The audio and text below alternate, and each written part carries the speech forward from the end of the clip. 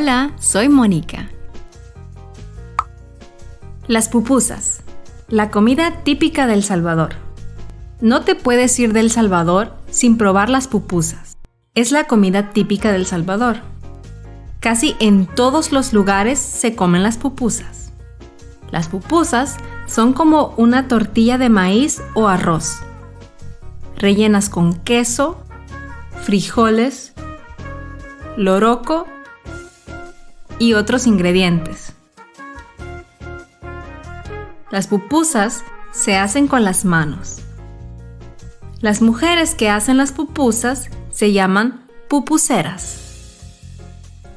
No es fácil hacer una pupusa y hay que practicar. El lugar donde se compran las pupusas se llama pupusería. Las pupusas se comen con curtido y salsa. El curtido se hace con repollo, zanahoria, cebolla y vinagre. Las pupusas se comen con las manos. Normalmente, solo los turistas usan cubiertos. Se sirve una pupusa con una cerveza bien fría o una soda.